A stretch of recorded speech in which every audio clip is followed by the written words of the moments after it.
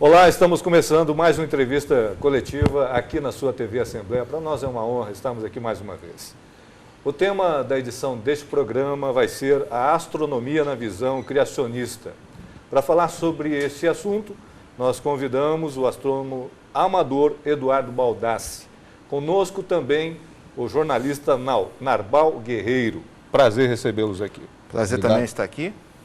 Obrigado, Calil. Obrigado à audiência também. Como sempre, nós fazemos aqui um texto de introdução para que você possa entender o contexto da nossa entrevista e a linha que nós vamos seguir durante o programa. Astronomia, palavra que vem do grego e significa lei das estrelas.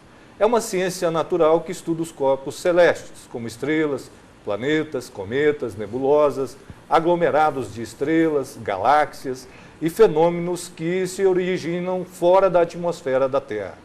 Ela está preocupada com a evolução, a física, a química e o movimento de objetos celestes, bem como a formação e o desenvolvimento do universo.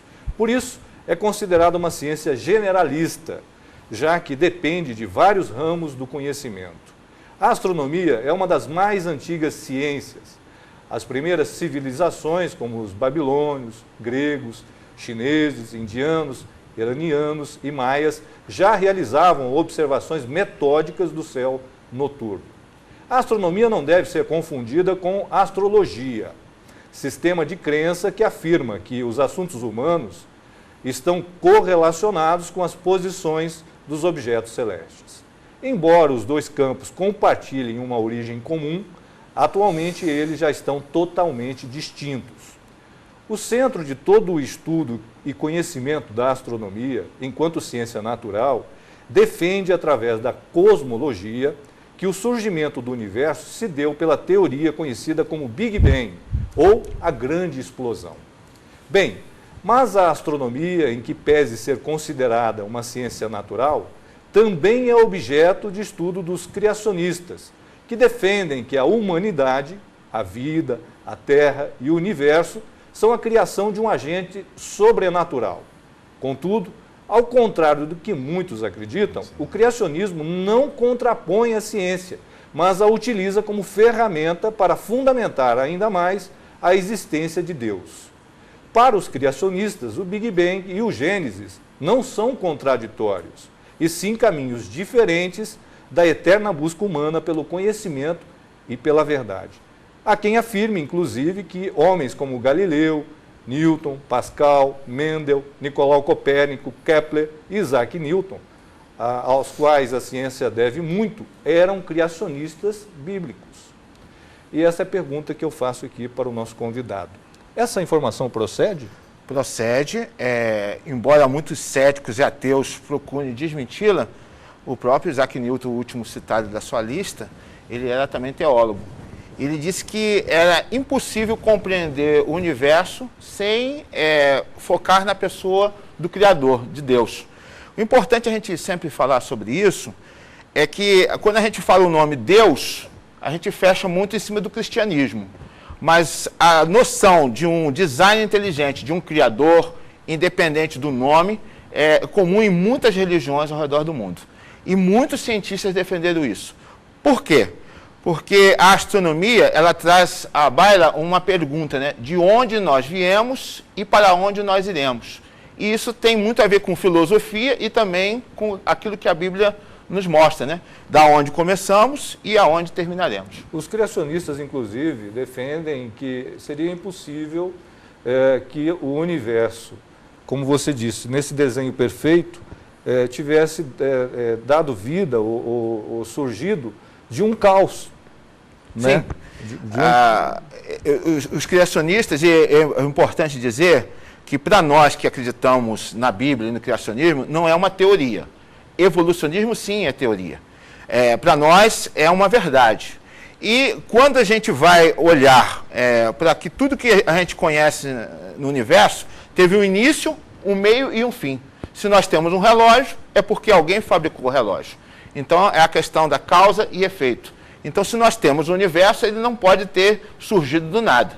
Ele teve que ter um criador, né? Porque tudo que nós conhecemos tem um criador. Inclusive, os próprios cientistas concordam que quanto mais você estuda o universo, mais você vê ordenamento. Ordenamento, né? A questão das profecias e passagens bíblicas que mostram hoje grande link com os avanços científicos, né? E também muitos detalhes que acontecem, por exemplo, com a vida aqui na Terra, agora que estão pesquisando tanto a vida em Marte, que a gente vê que a Terra foi realmente moldada para ter vida, e até a semana passada, agora, a NASA descobriu com uma certa decepção de que Marte não teve metano, e por causa disso ele pode não ter tido vida. Isso é uma derrota muito grande para o evolucionismo. Por quê? Porque se o evolucionismo tivesse ocorrido na Terra, necessariamente ele teria que ter ocorrido em outro local, e até hoje não se encontrou nenhum micróbio, nenhum indício de civilização no nosso sistema solar que possa comprovar que o evolucionismo aconteceu aqui e acolá. Você falou do sistema solar. O nosso sistema solar tem aí, segundo os estudiosos, e você me corrija se eu estiver equivocado, de que o nosso sistema solar é de idade entre 5 bilhões, 6 bilhões de anos. O nosso Sol surgiu aproximadamente há 5 bilhões de anos. Existem no nosso sistema solar, na nossa galáxia, cerca de 200 bilhões de estrelas. E como galáxias iguais à nossa, existem outras tantas, outras milhares, zilhões, como você me disse, de outras galáxias. O que eu pergunto é o seguinte: diz que Deus criou o mundo em 6 dias e descansou no 7º. Certo. Quando é que foi que ele criou, então, essa imensidão do universo? Ok. Aí nós vamos entrar numa questão muito importante, uma pergunta muito importante, porque existem os criacionistas da Terra Nova e os criacionistas da Terra Antiga. Os criacionistas da Terra Nova, eles acham que o universo, tudo que existe, principalmente falando da criação da Terra, nós temos 6 milhões de anos da criação até hoje. Da Terra? Da Terra. Por que eles acreditam assim? Porque no livro de Gênesis, quando vai falando o relato da criação, é dito que no primeiro dia, no segundo dia, no terceiro dia, e eles creem que esse dia é exatamente 24 horas, literais. Porém, a Bíblia foi escrita no grego, no Velho Testamento foi escrito no hebraico. E a palavra dia no hebraico é ion. É uma palavra que ela não tem necessariamente que ser 24 horas. Aí entra uma discussão, porque os criacionistas da Terra Antiga e da Terra Nova ficam criando posições sobre uma passagem, né, sobre um texto, mas na realidade todas as evidências, tanto científicas, tudo que a gente entende de Deus na teologia, mostram que o universo tem muito mais tempo do que isso. Segundo a ciência, é 13,8 bilhões de anos que o universo foi criado. A Terra... a ciência naturalista, né? A ciência, né? Agora, o que acontece? Quando você quer olhar para a Bíblia e dizer assim, eu tenho fé nos versículos da Bíblia que Deus pode criar em 24 horas, eu concordo. Mas as evidências, a arqueologia, tudo mostra que a Terra tem um pouco mais tempo de existência. Mas a polêmica, exatamente, existe a polêmica aí entre os criacionistas e os cientistas naturalistas. Porque os naturalistas, porque eles defendem que a antiguidade da Terra referenda o Big Bang, enquanto os criacionistas dizem que o nosso planeta, o nosso universo, é bem mais novo exatamente porque Deus o criou. Mas aí é que eu estava explicando, né? Existem 2 tipos de criacionistas. Eu ouvi isso nas minhas pesquisas. Do criacionismo da Terra Antiga. Tanto é que tem um texto no Novo Testamento em que Paulo diz assim, para Deus um dia é como 1000 anos e 1000 anos é como um dia. Isso nos referenda a ler Gênesis não como dias de 24 horas literais. E é interessante também que o criacionismo, embora tenha muitos pais, ele começou a ter força em 1925 com um padre que era astrônomo, padre Georges Lemaitre. Eu tenho até a foto dele aí com Einstein. Este padre, ele pegando o estudo de Hubble e de Einstein, ele chegou à conclusão de que o universo teve um início. E ele foi um dos percussores do Big Bang bíblico. Inclusive o Vaticano estuda muito a astronomia ainda hoje. Então, né? Observatório, o estudo deste padre é muito importante para o criacionismo antigo, porque ele fala desse primeiro momento que todo o universo, ele começou em um único núcleo, chama de ovo primordial. E dali, quando houve a explosão, houve a expansão do universo. E é interessante porque há diversos textos da Bíblia, de Isaías e outros, que falam que Deus estende o universo como uma cortina. Ou seja, versículos da Bíblia que falam que o universo está em expansão, assim como a cosmologia também tem estudado hoje, que o universo ele está em expansão. Mas se é tão antigo, por que Deus teria demorado tanto a criar a vida? Olha, nós vamos falar de astronomia e teologia. Porque você já está falando sobre isso, sim. Né? Nós O que vamos acontece? O assunto é esse. Vamos lá. Contar. E vida aqui na Terra, você tá Aqui dizendo? na Terra. Porque Sim. existe também as provocações para estudos. Daqui a pouco e tal. uma E a gente provocação pode, para a gente dar... Em outros mundos, né? Tá. Então, eu vou falar agora um pouco como pastor. Por exemplo, nós sabemos que o livro de Gênesis fala da queda do homem também. Certo? Adão e Eva pecaram, toda a humanidade pecou. E aí a gente pode pensar assim, poxa, se já cometeram o erro podia ter sido consertado logo. Ou seja, Jesus já podia ter vindo logo. Mas a Bíblia diz que no plenitude dos tempos, então passaram-se milhares de anos até que Jesus viesse à Terra. Então Deus tem um tempo para cada propósito. Ele teve o tempo para criar o universo, ele teve o tempo para criar a Terra, ele tem um tempo para cada coisa. E a gente não procura buscar... explicar por que Deus demorou a criar tanto a Terra, mas há um texto que eu também quero citar, que é Gênesis 1:1. No português, quando você lê na Bíblia, diz assim, no princípio. Mas ele é meio fraco, por quê? O texto original é em princípio. Por exemplo, qual é a diferença? Muita diferença. No princípio deste programa, nós começamos a falar sobre astronomia.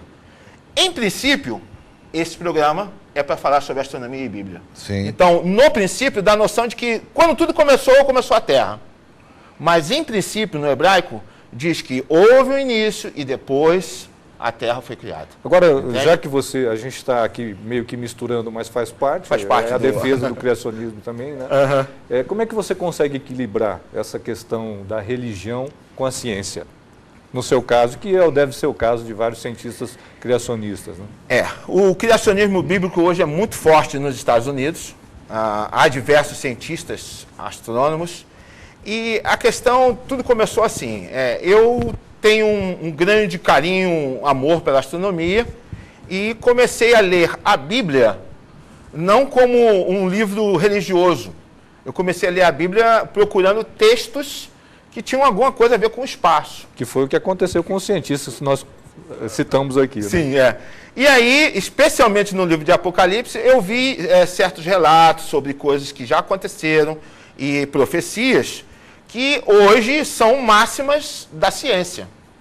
Então, eu que acreditava no Criador, porque eu não conseguia ver esse universo todo sem alguém muito inteligente que tenha ou desenhado, entendeu?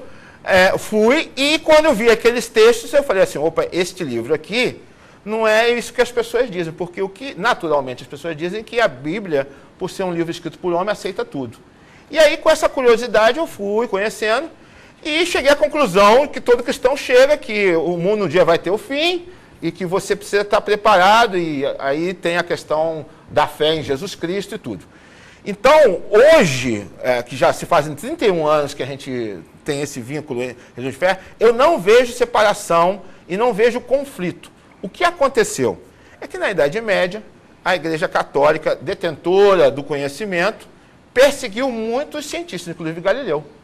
Porque não era bom para a Igreja Católica que a Terra não fosse o centro do universo. Isso hoje não altera nada a nossa fé, a Terra não ser o centro do universo. Mas naquele tempo, isso era muito ruim.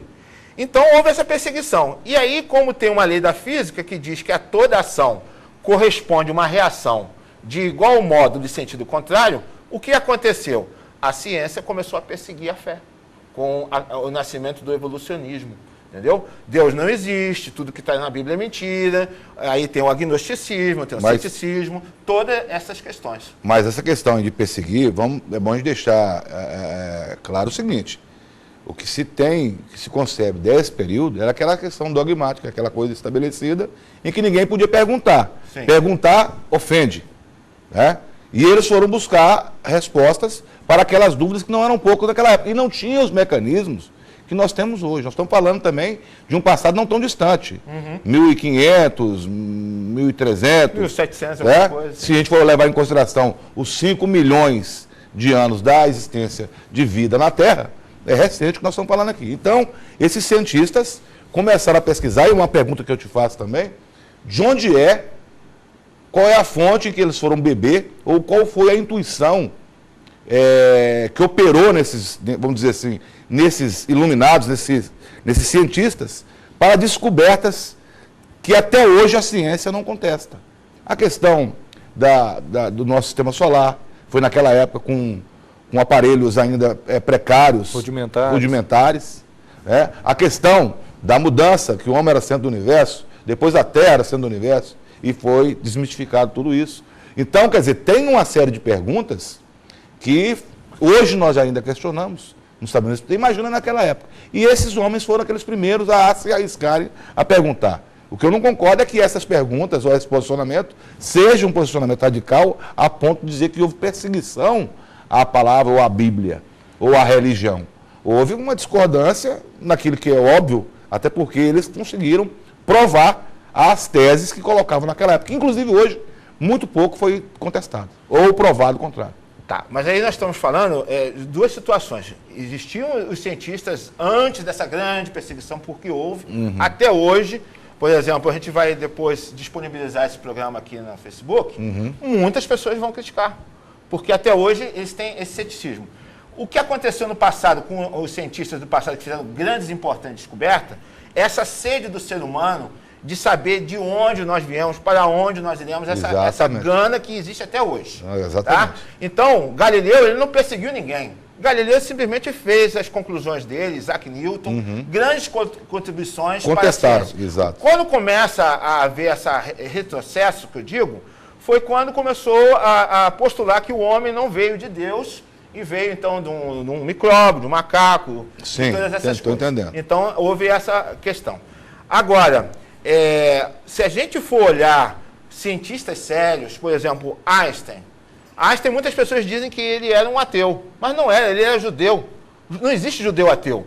Ele pode não ser um cristão, mas dentro do conceito ateu? dele, não quando ele começou a estudar a ciência, ele queria provar a existência de Deus. Entende? Ou de uma inteligência. Ou de uma inteligência superior. Tanto é que quando ele tem esse encontro com o padre Lemaitre, mais tarde, ele, quase na morte dele, ele vai dizer que ele foi muito teimoso, porque ele cria no universo em expansão. E este padre disse que a expansão tinha tudo começado no momento inicial, que era o Big Bang. E aí ele não queria dar o braço a torcer, né? Mas ele disse certa vez que a religião sem a fé é cega e a fé sem a religião é paralítica. Ou seja, ele combinava muito bem esse conceito. Agora deixa eu te fazer uma pergunta, relacionada até as passagens, algumas passagens da Bíblia. Nos livros aí, eu não sei citar agora, que eu não sou um estudioso da Bíblia, embora acredite em Deus, né? Sou cristão também. Mas existe vários relatos, isso pode ser conferido na Bíblia que eu estou te falando. De, por exemplo, veio numa arca iluminada e não sei o quê. Né? Aí existia luzes, são fenômenos que naquela época não eram explicados, que carruagens de fogo pairaram, né? O olhar daquele ser ou daquele indivíduo, né? Era translúcido, aliás, enfim, ele emanava uma energia. Quer dizer, eles trazem algumas referências, algumas relações que remetem a gente imaginar que existiam outras coisas ainda que não ficaram explicadas, que até hoje não são contestadas, né? E isso eu estou dizendo com relação, inclusive, por exemplo, às pirâmides. Que existiu aqui uma prisca delas, né? Inteligências que fizeram coisas como as pirâmides, que também não são tão distantes, se nós continuarmos a comparar. Temos como referência a questão dos 5 milhões de existência de inteligência ou vida aqui na Terra. Essas coisas, ô Baldassi, que eu gostaria que você tentasse explicar para a gente. Mas a sua pergunta é o quê? Se ele acredita em vida inteligente fora da Terra. Essa é a pergunta. Se o cristianismo, se o criacionismo, vocês, essa corrente, como é que vocês explicam isso? Acreditam nisso? Existem existe uma inteligência ou uma tecnologia extraterrestre, né, de fora desse mundo aqui, que interage dessa maneira? Tá. Eu tenho que dividir essa pergunta em algumas para poder responder Sim. muito bem. Vamos primeiro pelo que você perguntou primeiro. Das carruagens. Que são as carruagens, né? A Bíblia é um livro, mas ao mesmo tempo são 66 livros. Escrito em épocas diferentes, em culturas diferentes e em formas literárias diferentes. Então, quando eu pego um livro, por exemplo, do Apocalipse, que é cheio de símbolo, eu não posso ler literalmente como eu leio o Evangelho. Eu não posso ler como eu leio, por exemplo, o livro de Salmos, que é um livro poético. E quando eu me refiro às carruagens, eu vou ter que ir lá para Ezequiel, onde há muitas citações disso, e eu tenho que entender que há uma alegoria, que é uma forma de linguagem.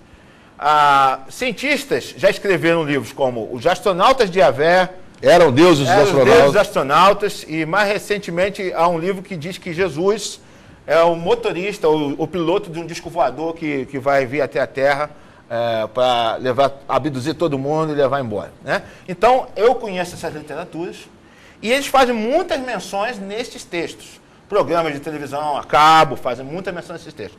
Os textos estão falando sobre aparições de anjos. Isso. E aí, anjo na Bíblia é uma criatura criada por Deus, é um ser espiritual. Sim. Tá? Eu vou ter que chegar até lá. Existe para nós cristãos na Bíblia os anjos bons e os maus. Os anjos que estão do lado de Deus e os que se revoltaram contra Deus. Uma linguagem bem popular para as pessoas entenderem. Ok? Então, aqueles textos fazem menção desses contatos com seres humanos e anjos. Já os ufólogos apelam para que esses anjos não eram anjos. Eram seres de outro planeta ou de outros locais. Okay? O criacionismo diz que os anjos são de onde? Os anjos são seres criados por Deus. Seres E são da onde? Espirituais. espirituais do céu. Certo. Ok? Bom, aí você me fez uma pergunta se eu acredito em vida em outros lugares. Essa inteligência Sim, que nós ok. constatamos se é de... Ok. Nós temos no universo hoje 10 bilhões de trilhões de estrelas. Mais ou menos se eu colocasse 10 elevado à 22ª potência de estrelas. Ok? Sendo muito humilde, 10% delas fosse igual ao Sol. E que em 10% delas tivesse condições de ter um planeta orbitando com condições de vida. Eu seria muito petulante dizer que só tem vida na Terra. Exatamente. Mas eu não posso usar a Bíblia para confirmar e nem desmentir. Porque a Bíblia não é um livro de ciência. O que eu quero dizer para vocês é que quando ela fala de ciência, ela não comete erro. Mas ela não é um livro para falar de ufologia, de ciência. Então, no meu achismo, há vida em outros sistemas solares, em outras galáxias. Mas essa comunicação com a Terra, aí que é questionável. Que é questionável. Por quê? Por causa da física, porque a estrela mais próxima da Terra está a 4,4 anos-luz de distância e, segundo os estudos do Hubble e tudo, não tem planeta ao redor dela, que é Alpha Centauri. E se eu tivesse uma espaçonave que voasse muito rápido, pegasse um bebê aqui hoje, ele ia andar 900, 1.000 e pouco anos para chegar a um lugar desse distante. E a gente não consegue andar na velocidade da luz ainda na nossa tecnologia. O Jorge está nos cobrando aqui o intervalo, que a gente já passou o tempo, mas eu acho que você está se contradizendo, e aí a gente volta, você responde. Sim. Porque você buscou inspiração na Bíblia para estudar a questão da astronomia. Sim. E aí, neste momento, você me diz que, por questões de interpretação, essa coisa de carruagem de fogo, anjos vindos do céu, e tudo isso já não tem muito a ver com ciência. Então, ao mesmo tempo que lhe interessa, você usa a Bíblia como ciência.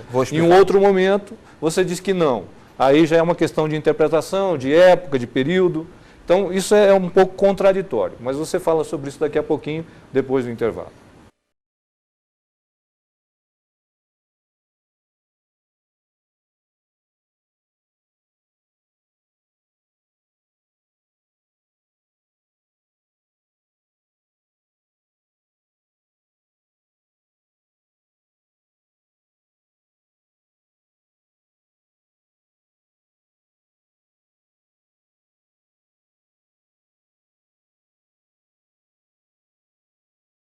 Estamos de volta então com o programa Entrevista Coletiva, conosco aqui Eduardo Baldassi, astrônomo amador, também pastor, e também Narbal Guerreiro, que está nos auxiliando nessa entrevista.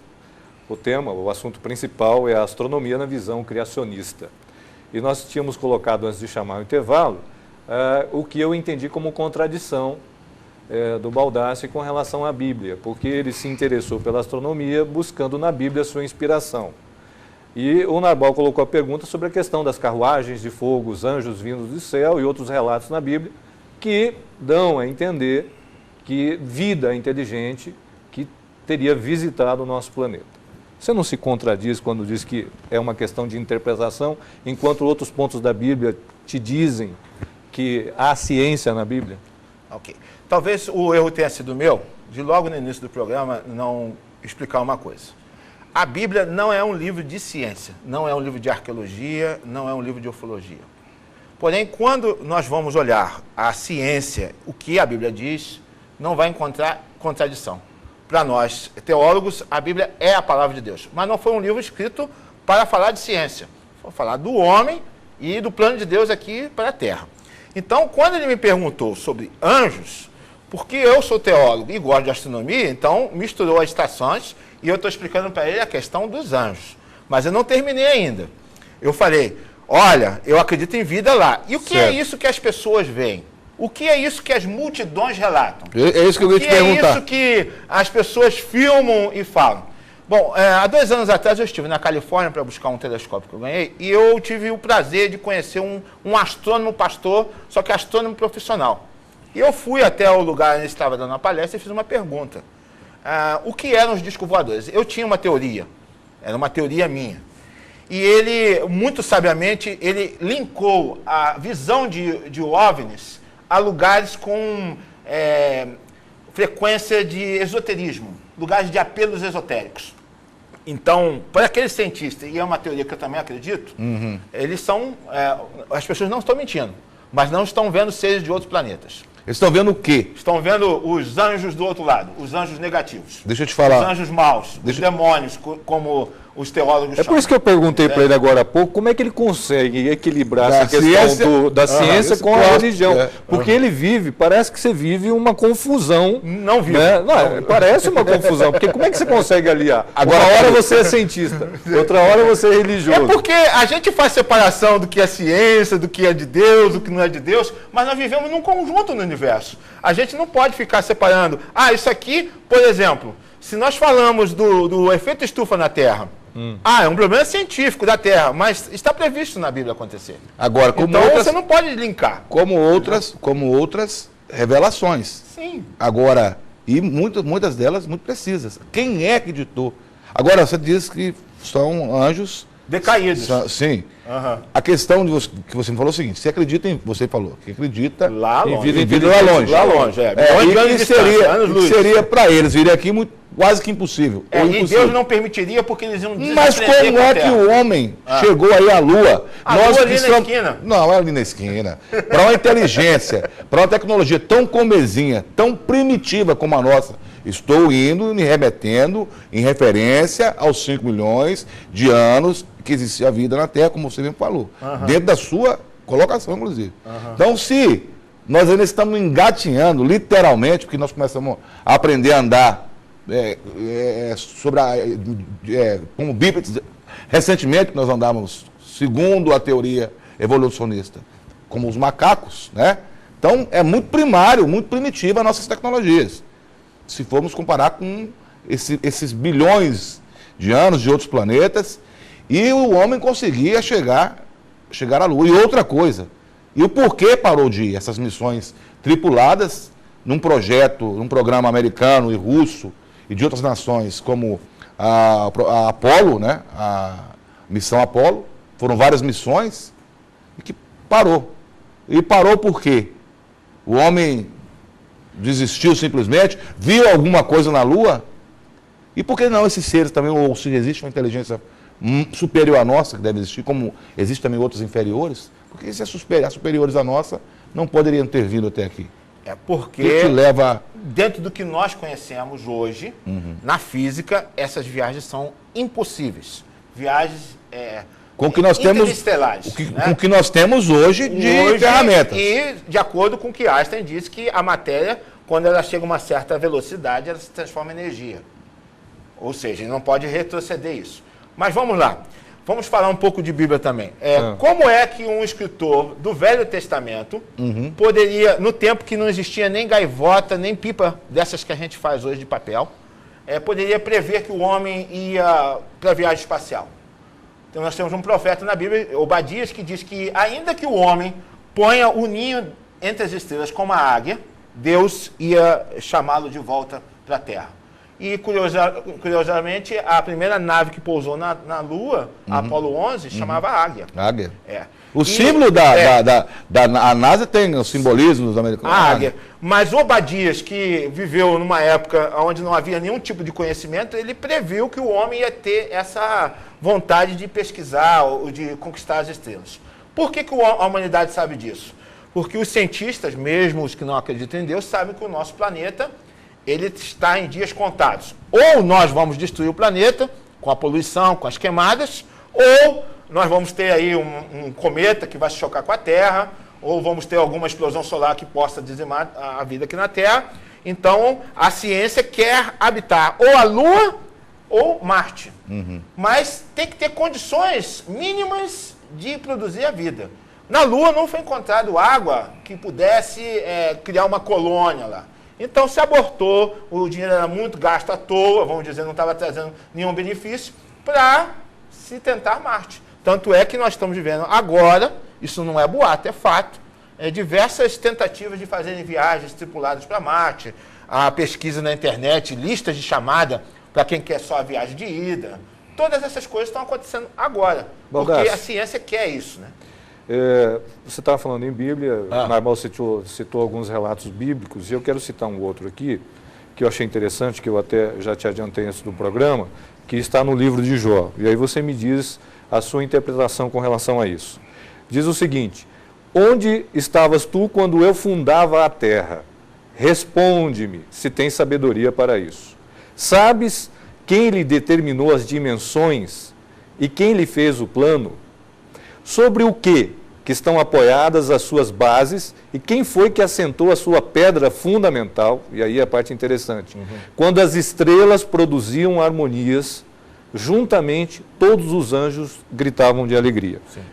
Dizem que isso que Jó está falando de vida inteligente em outros planetas.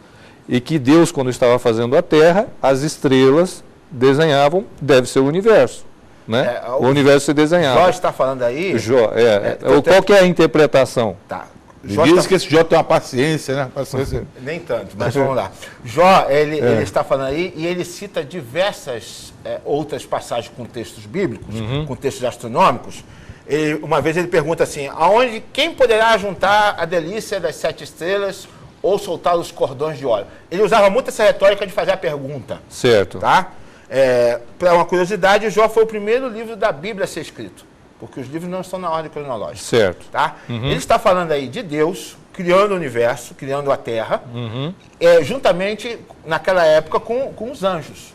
Agora, quando uma pessoa gosta de ufologia, ele vai procurar na Bíblia, por exemplo, a estrela de Belém, que foi um fenômeno astronômico sem precedentes, as pessoas dizem que foi um disco voador. Entende? Quando nós temos em Apocalipse sobre a volta de Jesus, as pessoas dizem que é um disco voador. Então, é um debate sem fim, porque as pessoas vão procurar texto na Bíblia, porque elas querem pegar a figura dos anjos que existem, porque existem, vamos dizer assim, para as pessoas entenderem, os anjos que continuaram fiéis a Deus e os infiéis, tá? Os caídos, que são chamados de demônios. E aí, a questão aí está falando que Deus, com os seus anjos, estava ali criando o universo, a Terra.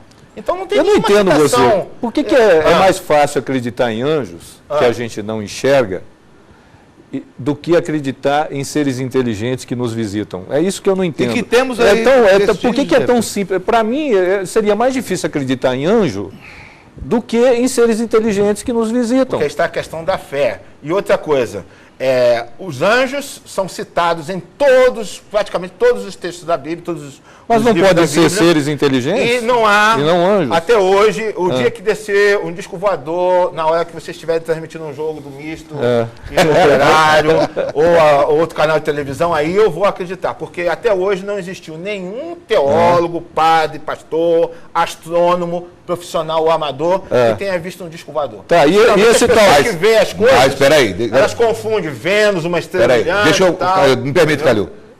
Aí eu vou ser obrigado, eu não sou tão cético como eu estou falando, eu sou cristão, também sou um curioso, né? Estamos debatendo aqui de maneira despretensiosa, né? Um assunto que é muito intrigante, interessante, né? E está muito em moda, inclusive. Mas não vamos esquecer que o nosso assunto não é ufologia. Não é ufologia. Não vamos esquecer isso. O que eu quero te perguntar é o seguinte, até perguntei o raciocínio. Desculpa aí. É com relação à questão de...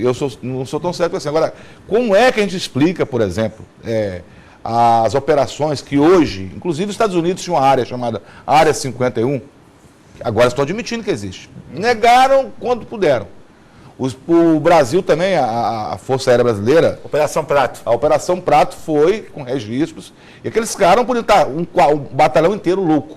E foi um batalhão inteiro, praticamente, que atesta com relatórios, pilotos da aviação comercial, como da aviação militar, também relatam, né, em diversos documentos, o contato, pelo menos visual, com esses objetos. Então, não é questão de estar dizendo, não vamos levar o programa para o lado de ufologia, que não é esse o caso, mas não vamos ignorar que, de repente, Mas eu falar que não acredito que eles venham aqui, mas eu estou dando uma explicação, quem está prestando atenção, que o que está aparecendo não é o que as pessoas pensam que estão vendo. Você acha Mas que são anjos maus? São anjos maus, sim, porque... não seres inteligentes de outros planetas. Porque o que acontece? O discurso de quase toda essa questão ufológica é que eles estão mais próximos de Deus, que eles vieram salvar a Terra de um grande desastre. E para a teologia, tudo aquilo que tira o foco do Criador, ele não procede do próprio Criador. E se é a questão, e se eles não tiverem vindo como emissários do Criador? De repente, nós não estamos preparados. Mas aí nós temos assim umas coisinhas, abduções, relações sexuais nas abduções. Gente, vamos caminhar. Você, se bem que eu vou ainda um pouco nessa linha, porque você mesmo me informou agora há pouco sobre o cometa que foi detectado. A estrela que você disse que pelas dimensões a NASA está achando. Qual que é a imagem? Qual que é a imagem? Vamos explicar, vamos mostrar as imagens. 3 partes aí. Só um pouquinho. Vamos mostrar as imagens que você trouxe e você vai explicando cada uma. Dá um tempo nessa. Essa é o quê? Não, essa aí é o quê? É o Big Bang. Esse é o Big Bang. O início... Você acredita no Big Bang, Sim. mas como uma questão ordenada e criada por Deus. Isso. Não um caos absoluto e tal. Então tudo bem. Na anterior. Essa é uma imagem. Não, peraí, só um pouquinho. Volta na anterior. Aquela tem 3. Depois dessa. Você mostrou uma aí. O que é isso aí? Esse é o cometa. Esse é o cometa. Como é que é o nome desse cometa? Cometa Ison. Existe a possibilidade de ser uma nave pela... Tá, Calil, aí eu não vou tampar o sol com a peneira. Certo, vamos lá. Essa imagem aí, a primeira vez que eu vi, eu sou muito cético com muita coisa. Certo. Então, eu fui até o site do Hubble para ver se essa imagem existia realmente. Porque hoje nós temos que ser muito cautelosos com o que a gente vê na internet. Certo. As pessoas inventam certas coisas e passa a ser verdade. Trabalhando a imagem lá, é uma imagem muito mais brilhosa do que essa daí.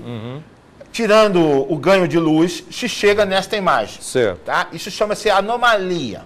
Anomalia é uma coisa que ninguém sabe explicar o que é. Certo. O interessante dessa imagem é que para o núcleo de um cometa, ela está muito diferente de tudo que a humanidade já viu antes. Por quê? Porque o núcleo do cometa tem uma forma de uma batata, uma batata de 13 quilômetros, 5 quilômetros de tamanho, perfurada, e ela não tem essa questão geométrica tão perfeita como o isso que eu ia falar, tão simétrica. Isso é um fato. Eu acredito, não acredito, eu não estou entrando nessa questão agora. Certo. Isso aí é o que está sendo visto, ok? Aí a NASA deu algumas explicações que não me agradou. Tipo, tempo de exposição da fotografia, nada disso me agradou, porque aquilo ali nunca foi visto antes. Certo. Não existe uma imagem de nenhum cometa igual àquela. Tá? Esse cometa, ele é tudo diferente do que já aconteceu antes. É a primeira vez dele no Sistema Solar. ele está com um brilho que não está aumentando em direção ao Sol. Todo cometa aumenta o brilho em direção ao Sol. Ele hoje e amanhã, que nós estamos falando de 30 de setembro, 1º de outubro, ele vai estar passando por Marte. Uma nave que foi feita só para estudar cometas apagou misteriosamente. Então, há muita coisa sendo ventilada à conta do cometa Ison. Existe alguma possibilidade de ele vir para próximo da Terra? Bom, quero deixar claro também que toda vez na história que se passou um cometa, sempre foi sinal de catástrofe, de guerras, e nunca foi assim, e agora com a internet vai ser muito mais. Certo. A NASA não sabe o que o cometa vai acontecer de agora em diante. E se é cometa? E se é um cometa também? Ainda Ela diz que é um cometa, tá? Mas não sabe explicar a foto. Isso é um fato. Então, a partir de agora, ele está se aproximando mais do Sol e, consequentemente, da Terra. Certo. Coisas que a NASA sabe. Esse cometa ele vai causar uma chuva de meteoros sem precedentes em janeiro do ano que vem. Qual o tamanho dele? Um cometa geralmente tem de 5 a 13 quilômetros de diâmetro. Só que nós falaremos de diâmetro de uma pedra única. Tá certo. Já teve cometas que separaram o núcleo, mas não ficam nesse formato. Mas existe a Porque eles teriam que possibilidade... estar paralelos um ao outro, entende? Existe a possibilidade dele se destruir quando se aproximar do Sol? Ele tem... A gente fala no português, para as pessoas entenderem, derreteu, mas a palavra técnica não é essa, é sublimar. O cometa ele é uma bola de gelo suja, de metano, dióxido de carbono, o resto da criação do universo. E quando ele chega perto do Sol, ele passa do estado sólido direto para o gasoso. Certo. Mas, para as pessoas entenderem, ele está derretendo. Se ele derreter totalmente, ele não vai ser visível. Mas se ele passar e vencer o Sol, ele vai ser mais brilhante do que a Lua cheia durante o dia. Ele vai ser visível à luz do dia. Então, aí você falou em chuva de meteoros em janeiro. Essa é a previsão? Por quê? O cometa ele deixa atrás dele a cauda de detritos e a Terra vai passar dentro dessa cauda de detritos. O Ison está para ser o cometa Halley de 1911, não de 86. Em 1911 a Terra passou dentro da cauda do cometa Halley e as pessoas achavam que o mundo ia todo mundo morrer, vendendo máscaras de gás e tal. E há relatos mais recentes, de 96, quando passou o cometa Halley-Bopp, uma seita promoveu o suicídio coletivo das pessoas. Então, o meu temor é que esses boatos de internet agora vão aumentar muito por conta de alguns erros da NASA de também não saber estar explicando algumas coisas e aí criar esse tumulto público, né?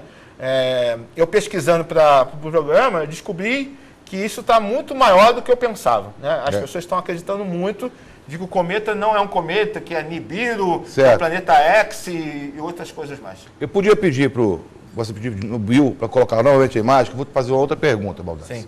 Bom, você me falou explicando essa imagem. Aquela pontinha do lado é a estrela. Um outro astro, né? Não, o que você quer explicar aí? Eu não entendi. Aquilo ali... Lá na ponta direita, mais esférico, é uma estrela. É a estrela, tá. Não tem nada a ver com o restante aqui. O que é o daqui? A estrela aqui da esquerda é o cometa. É o cometa. O cometa é o de lá de cá. Parece eu tô achando que para ficar mais claro, bota aí para mais, por favor, Bill. Ali parece que a imagem tem até de 3 lâmpadas fluorescentes. Se você Isso, exatamente. remete a essa imagem. Que é incomum. Que é incomum. Aí eu vou te perguntar, você me diz o seguinte, que a mesma luz que ele está emanando, a mesma iluminação desse corpo celeste, ela é a mesma, tanto ele aproximando ou afastando de referências como o Sol, que você falou, e de outros planetas. Não, você não entendeu. O cometa ele não tem luz própria. Mas, pelo que você me falou, a impressão que se dá é que esse tem. Mas não, o cometa não tem luz própria. Sim. O que acontece é o seguinte, que a curva de luz dele está sendo diferente de outros cometas. E ele continua com a mesma densidade de iluminação. Não, ele está variando quando ele aumentar. Tá. Tinha que aumentar porque ele está se aproximando do Sol. E essa variação talvez não possa sugerir que ele tenha luz própria? Não, nenhum cometa tem luz própria. Mas e não ser for cometa? E não ser cometa. Bom, e não ser cometa. Aí já é uma outra... É especulação, né? É a pergunta. E junto com o que está acontecendo já pela internet, as pessoas depois de ver esse programa vão ficar apavoradas. Não, ninguém está falando para ninguém pular da ponte aqui. Você consegue já, ou só o telescópio da NASA aqui? Não, eu prevejo conseguiu que lá pelo dia 12 de outubro, aqui de Cuiabá, já vai ser possível, porque eu tenho um telescópio de 12 de outubro? Vai ser possível já... Na madrugada, entendeu? Na constelação de Câncer. Porque com o telescópio que a gente tem de 11 polegadas e uma câmera chamada CCD, já vai possível tirar fotos do cometa. Poxa, mas é um cometa de madrugada, é um cometa muito cedo. Né? O que me deixa chateado é a gente ainda não ter o observatório aqui. Pois é. Seria tão interessante ter um observatório.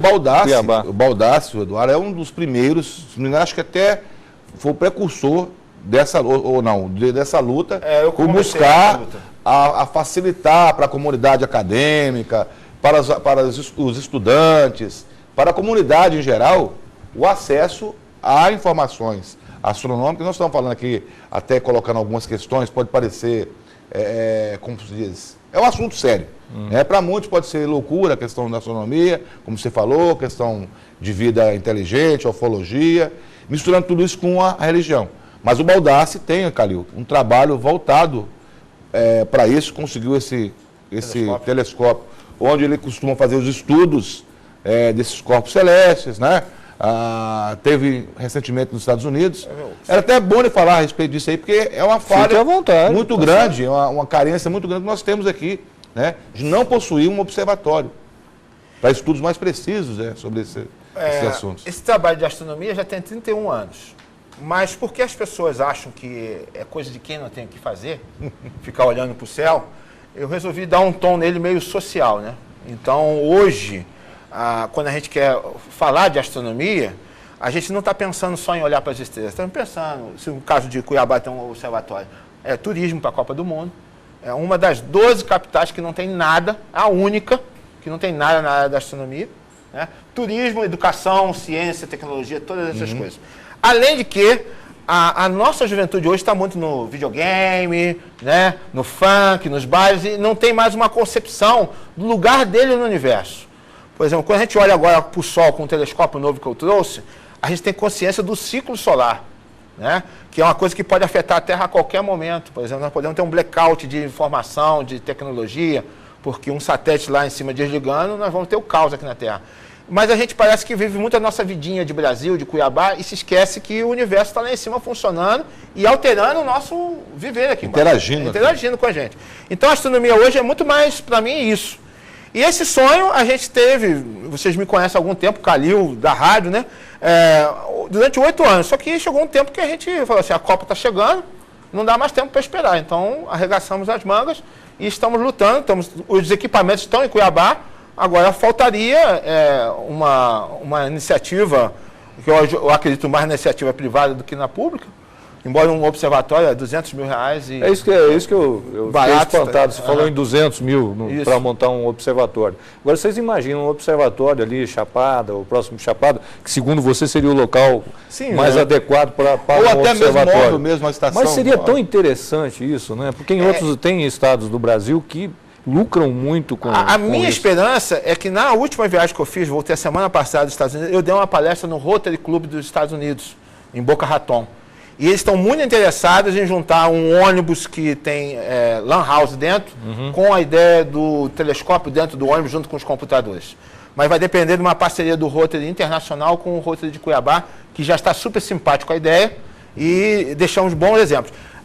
Só por uma curiosidade, na Flórida, que é um estado muito conhecido, não tem ninguém que faz esse trabalho que eu faço aqui em Cuiabá, de ir na praça, de ir nas escolas, porque o americano ele tem um telescópio para o uso dele. Se você quer ver o céu, você usa o seu. E aqui a gente tem disponibilizado para as pessoas, né?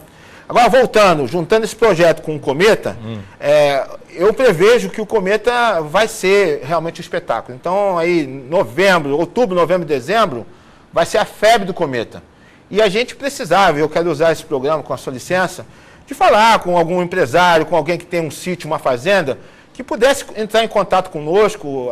Eu deixei com o nosso produtor aí o nosso Facebook embaixo, porque nós precisamos criar um local de acesso público e seguro.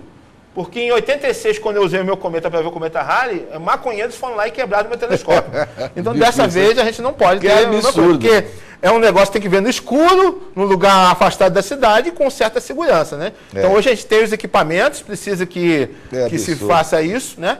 E até essa história aí da imagem do cometa, com o trabalho que eu faço e com a Bíblia, é interessante. A NASA já começou um projeto de observação deste cometa, porque não sabemos a trajetória dele, né? E a NASA acredita que é uma questão de tempo de um cometa, não se sabe qual, se chocar com a Terra e aniquilar a vida aqui, né? O que está na Bíblia também. Como é que se faz contato com você, Baldassi? O contato é no Facebook, né? Como é que se encontra você no Facebook? www.facebook.com/astronomia popular ou colocando lá Eduardo Baldassi no Facebook e vai me adicionar lá com certeza. Esse é o melhor contato? O melhor contato, é mais fácil, né? Telefone? Telefone tem também, é 9212-8935. 9212-8935. Bem, o nosso tempo... Mais alguma pergunta? Não? É um assunto. Na verdade, a gente ficaria aqui mais tempo. Acabamos misturando, inclusive, a questão. Então faz parte, falar né? dos anjos do descolador. Faz parte. Caído com ETs e tal, mas vai ter oportunidade. E teremos, porque com a aproximação do Podemos cometa... até, inclusive, trazer o Ataíde, não sei se o Baldassi estaria disposto, claro, disponível, o Baldassi é aberto a gente conversar, o Ataíde junto, o Baldassi. Ataíde é um ufólogo.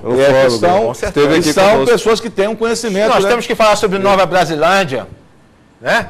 Temos que falar sobre Nova Brasilândia, porque aconteceu alguma coisa em Nova Brasilândia, né? Você sabe de Nova 96? Brasilândia? Nova Brasilândia caiu uma coisa que passa. Sim, que até hoje ninguém sabe. A questão de Araguainha, que foi assunto, já é um grande meteoro que caiu ali. Eu estou à disposição e obrigado por vocês terem me recebido aqui, feito perguntas tão importantes, né? E a resposta que eu dei, baseada naquilo que eu acredito, naquilo que eu estudo, há muita coisa para falar sobre esse assunto, né? Não dá para esgotar em 45 minutos. Quase não citei textos. E esse programa, inclusive, eu falei dele nos Estados Unidos, vou colocá-lo no YouTube depois que ele for exibido pela televisão, porque as pessoas têm muita curiosidade sobre esse assunto, né? De entender como é que a gente pode conciliar fé e ciência. Ok. Obrigado, Baldassi. Obrigado, Narbal. Obrigado, Calil. E agradecer aos telespectadores e também pela paciência e pela audiência conosco aqui hoje. Obrigado, Calil. Obrigado, Baldassi. Ok. Muito obrigado, então, pela sua audiência. Fiquem com Deus e até uma próxima edição.